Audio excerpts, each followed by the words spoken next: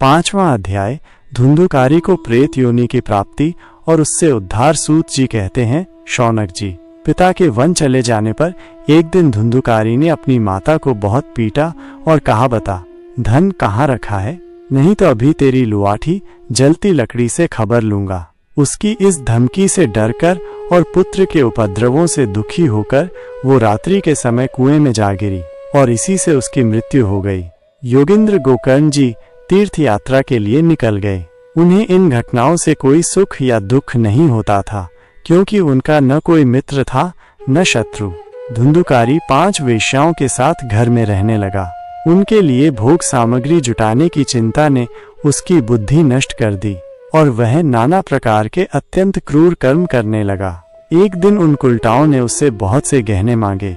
वो तो काम से अंधा हो रहा था, मौत की उसे कभी याद नहीं आती थी। बस उन्हें जुटाने के लिए वो घर से निकल पड़ा। वह जहां तहां से बहुत सा धन चुराकर घर लौट आया तथा उन्हें कुछ सुंदर वस्त्र और आभूषण लाकर दिए। चोरी का बहुत माल देखकर रात्रि के समय स्त्रियों ने विचार किया कि ये नित्य ही चोरी करता है, इसलिए इसे किसी न किसी दिन अवश्य राजा पकड़ लेगा। राजा यह सारा धन छीनकर इसे निश्चय ही प्राणदंड देगा। जब एक दिन इसे मरना ही है, तब हम ही धन की रक्षा के लिए गुप्त रूप से इसको क्यों न मार डालें।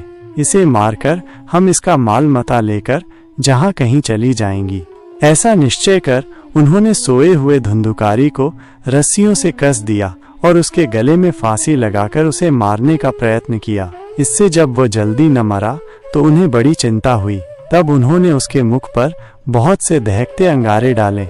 इससे वो अग्नि की लपटों से बहुत छटपटाकर मर गया। उन्होंने उसके शरीर को एक गढ़ में डालकर गाड़ दिया। सच है, स्त्रियां प्रायः बड़ी दुस्साहसी होती हैं। उनके इस कृत्य का किसी को भी पता न चला।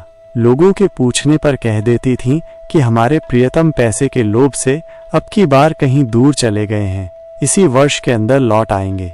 बुद्धिमान पुरुष को दुष्ट स्त्रियों का कभी विश्वास नहीं करना चाहिए। जो मूर्ख इनका विश्वास करता है उसे दुखी होना पड़ता है। इनकी वाणी तो अमृत के समान कामियों के हृदय में रस का संचार करती है, किंतु हृदय छुरे की धार के समान तीक्ष्ण होता है। भला इन स्त्रियों का कौन प्यारा है। वे कुलटाएं धुंधुकारी की सारी संपत्ति समेटकर वहां से चंपत हो गईं। उनके ऐसे न जाने कितने पति थे और धुंधुकारी अपने कुकर्मों के कारण भयंकर प्रेत हुआ। वो बवंडर के रूप में सर्वदा 10 दिशाओं में भटकता रहता था तथा शीत घाम से संतप्त और भूख प्यास से व्याकुल होने के कारण हा देव चिल्लाता था, परंतु उसे कहीं भी कोई आश्रय न मिला। कुछ काल बीतने पर गोकर्ण ने भी लोगों के मुख से धुंधुकारी की मृत्यु का समाचार सुना।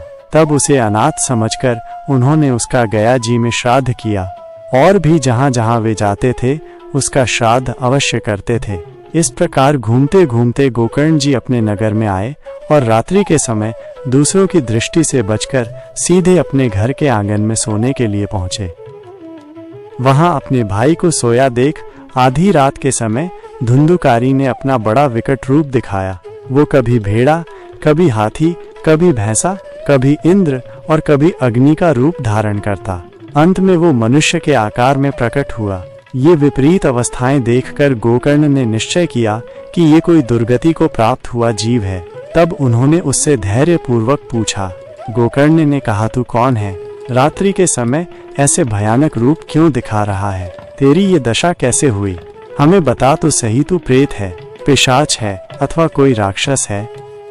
सूत जी कहते हैं, गोकर्ण के इस प्रकार पूछने पर वो बार बार जोर जोर से रोने लगा।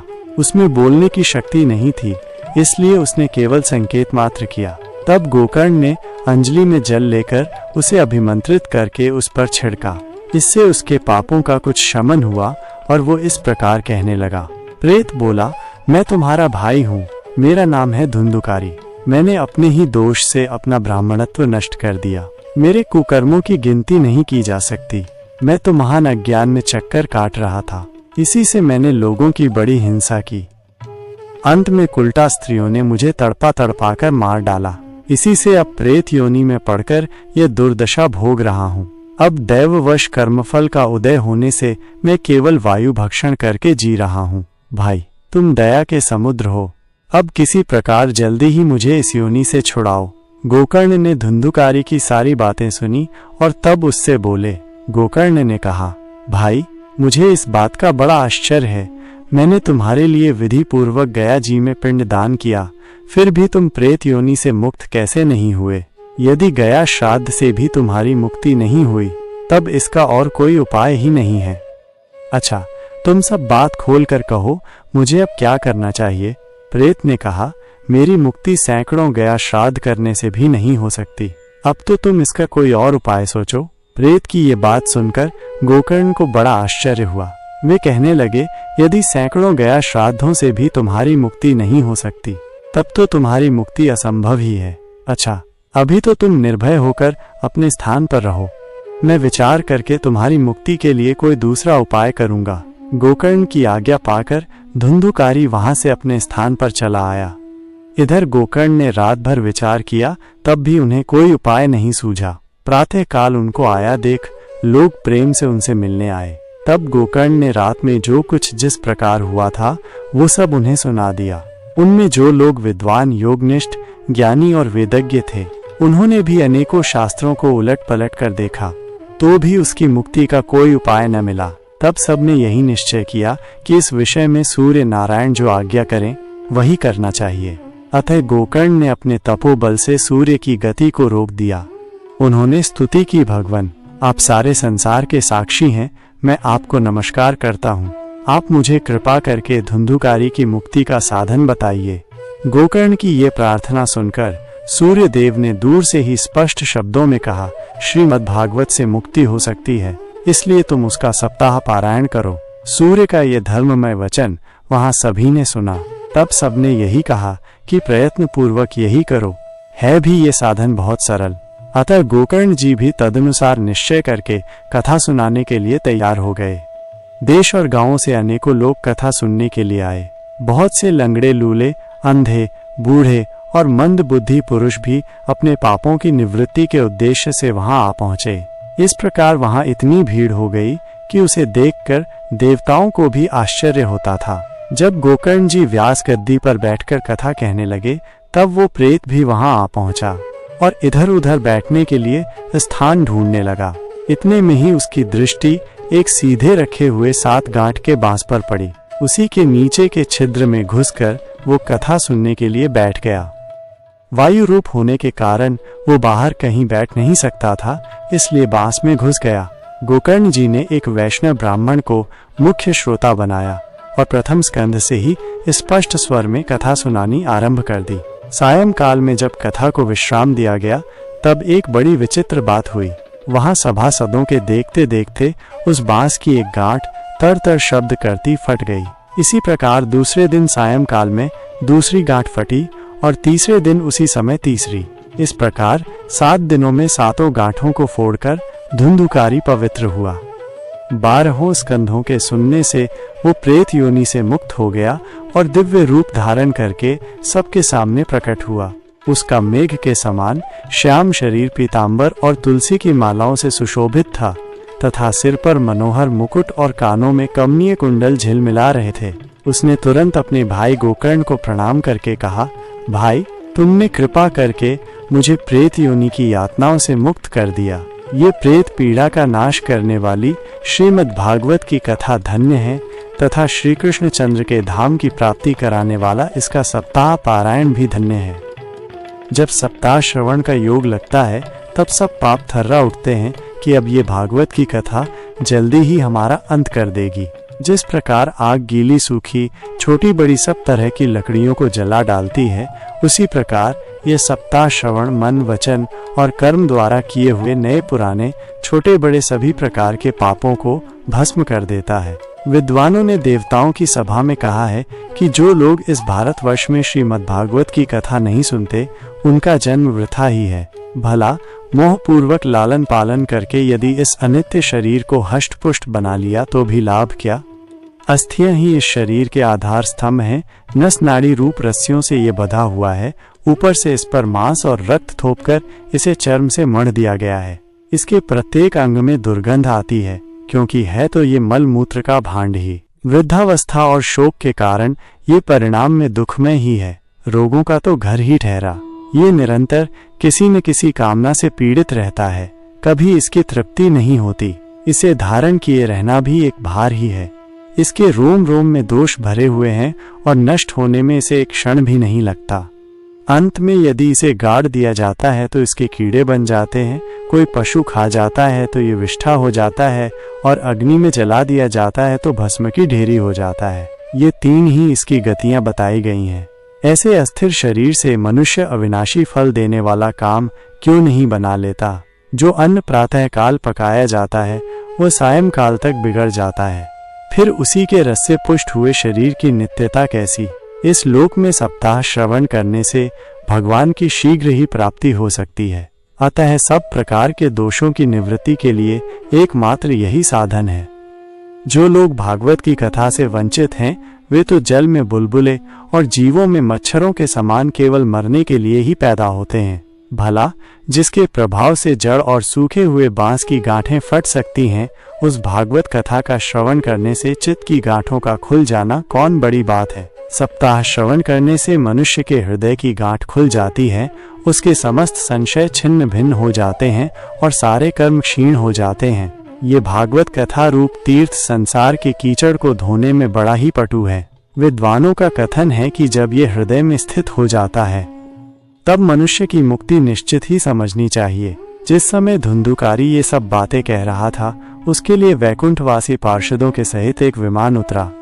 उससे सब ओर मंडलाकार प्रकाश फैल रहा था। सब लोगों के सामने ही धुंधुकारी उस विमान पर चढ़ गया। तब उस विमान पर आए हुए पार्षदों को देखकर उनसे गोकर्ण ने ये बात कही। गोकर्ण ने पूछा, भगवान के प्रिय पार्षदों, यहाँ तो हमारे अनेकों शुद्ध हृदय श्रोतागण हैं, उन सब के लिए आप लोग एक साथ बहुत से विमान क्यों नहीं लाए?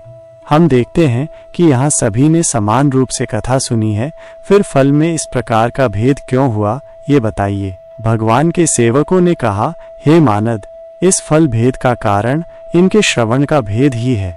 ये ठीक है कि श्रवण तो सबने समान रूप से ही किया है, किंतु इसके जैसा मनन नहीं किया। इसी से एक साथ भजन करने पर भी उसके फल में भेद रहा। इस प्रेत ने 7 दिनों तक निराहार रहकर श्रवण किया था तथा सुने हुए विषय का स्थिर चित्त से ये खूब मनन निधिध्यासन भी करता रहता था। जो ज्ञान दृढ़ नहीं होता वो व्यर्थ हो जाता है। इसी प्रकार ध्यान न देने से श्रवण का, संदेह से मंत्र का और चित्त के इधर उधर भटकते रहने से जप का भी कोई फल नहीं होता। वैष्णवहीन देश, अपात्र को कराया हुआ श्राद्ध का भोजन, अश्रोत्रिय को दिया हुआ दान एवं आचारहीन कुलीन सबका नाश हो जाता है। गुरु वचनों में विश्वास, दीनता का भाव, मन के दोषों पर विजय और कथा में चित्त की एकाग्रता इत्यादि नियमों का यदि पालन किया जाए तो श्रवण का यथार्थ फल मिलता है।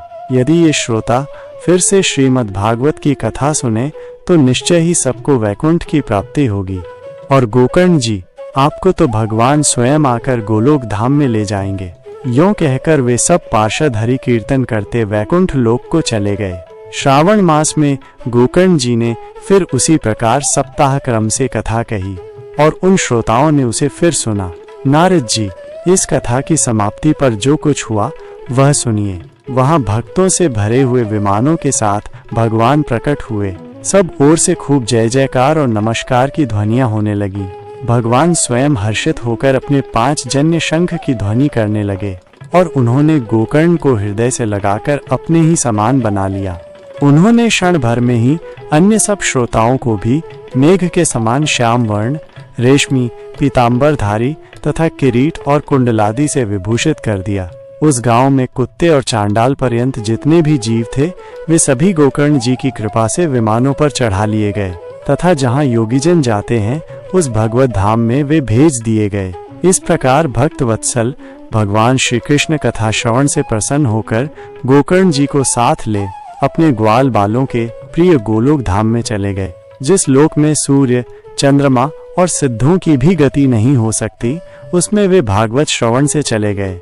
पूर्व काल में जैसे अयोध्यावासी भगवान श्री राम के साथ साकेत धाम से धारे थे, उसी प्रकार भगवान श्री कृष्ण उन सबको योगी दुर्लभ गोलोक धाम को ले गए, जिस लोक में सूर्य, चंद्रमा और सिद्धों की भी कभी गति नहीं हो सकती, उसमें वे श्रीमद् भागवत श्रवण करने से चले गए। नारद जी, सप्ताह यज्ञ के द्वारा कथा श्रवण करने से जैसा उज्जवल फल संचित होता है, उसके विषय में हम आपसे क्या कहें। अजी, जिन्होंने अपने कर्णपुट से गोकर्ण जी की कथा के एक अक्षर का भी पान किया था, वे फिर माता के गर्भ में नहीं आए। जिस गति को लोग वायु, जल या पत्ते खाकर शरीर सुखाने से, बहुत काल तक घोर तपस्या करने से और योगाभ्यास से भी नहीं पा सकते, उसे वे सप्ताह श्रवण से सहज में ही प्राप्त कर लेते हैं। इस परम पवित्र इतिहास का पाठ चित्रकूट पर विराजमान मुनीश्वर शांडिल्य भी ब्रह्मानंद में मग्न होकर करते रहते हैं। ये कथा बड़ी ही पवित्र है। एक बार के श्रवण से ही समस्त पाप राशि को भस्म कर देती है। यदि इसका श्राद्ध के समय पाठ किया जाए तो इससे पितृगण को बड़ी तृप्ति होती है और नित्य पाठ करने से मोक्ष की प्राप्ति होती है।